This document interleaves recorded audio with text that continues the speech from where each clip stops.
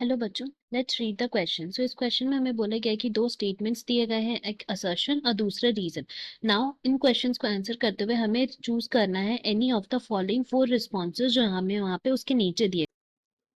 सो assertion में क्या बोला है? It is telling that nowadays, आजकल बायोडाइवर्सिटी जो है it is declining with an accelerated rate.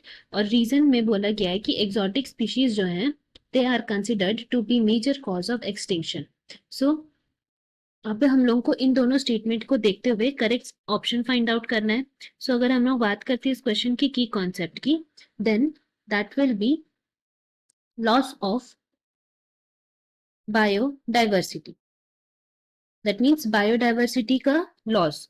Now सबसे पहले अगर हम लोग बात करते हैं बायोडाइवर्सिटी की डेफिनेशन की, so it can be defined as the area of variety and variable species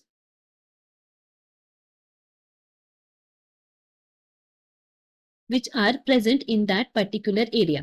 basically क्या होता है कि वेराइटी एंड वेरिएबल लाइफ या फिर बोल सकते हैं कि जो स्पीशीज प्रेजेंट रहते हैं वो हम लोग बोलते हैं उसको biodiversity, which represents a healthy ecosystem.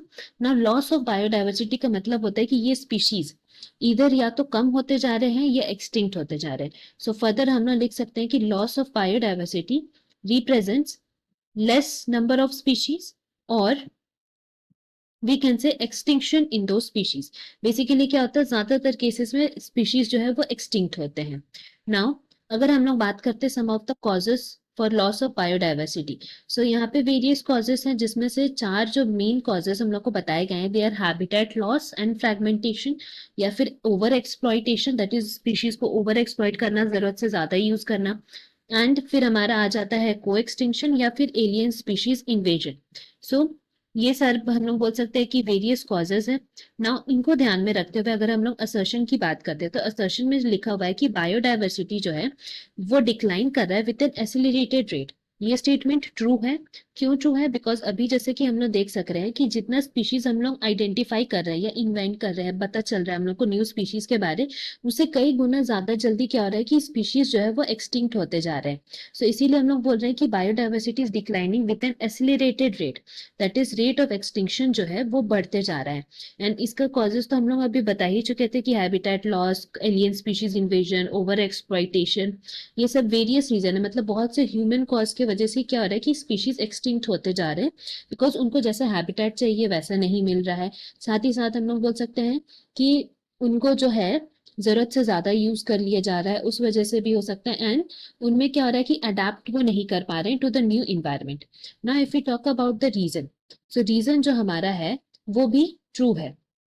क्यों ट्रू है? बिकॉज अगर हम लोग बात करते हैं एक्सोटिक स्पीशीज की, दैट मीन्स एक्सोटिक स्पीशीज को हम लोग एलियन स्पीशीज भी बोल सकते हैं।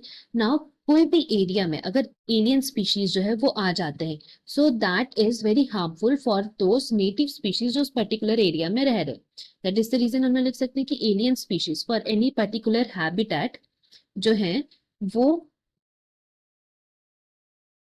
हार्मफुल हो सकते हैं फॉर दैट पर्टिकुलर हैबिटेट के लिए भी एंड नेटिव स्पीशीज के लिए भी। क्योंकि क्या होता है कि एलियन स्पीशीज जो है वो एक तरह से काम करते हैं प्रीडेटर का, जिसके वजह से क्या होता है कि वहां की जो नेटिव स्पीशीज है वो एक्सटिंक्ट हो जाते हैं। एंड इसका रीजन जो है, इसका वेरियस रीजन हो सकता है। लाइक सबसे पहले तो हम लोग बोल सकते हैं कि there is increase in predation, जो अभी हम लोग बात की, because they act as predators, वो बाहर से आउटसाइडर्स की तरह होते हैं उस पर्टिकुलर नेटिव स्पीशीज के लिए एंड वहां के हैबिटेट के लिए। एंड साथ ही साथ क्या होता है कि कंपटीशन बढ़ जाता है। किस चीज का कंपटीशन बढ़ जाता है? कंपटीशन इंक्रीज हो जाता है for the resources that are available, वहां पे जो भी रिसोर्सेज अवेलेबल है उसके लिए, बिकॉज जो एलियन स्पीशीज हैं वो भी उसी रिसोर्स को कंज्यूम कर रहे होते हैं एंड नेटिव स्पीशीज भी उसी चीज को कंज्यूम कर रहे हैं। तो क्या होता है, कंपटीशन बढ़ जाता है। एंड क्योंकि एलियन स्पीशीज जो है वो न्यू स्पीशीज है, वहां पे वो जल्दी अडेप्ट कर जाते हैं। एंड क्या होता है कि वो नेटिव स्पीशीज को डोमिनेट कर लेते हैं, जिस वजह से क्या होता है कि there is extinction of native species. तो इसीलिए हम लोग बोल सकते हैं कि एक्सोटिक स्पीशीज कंसिडर्ड है major cause for extinction of species. That means reason भी हमारा यहाँ पे ट्रू है।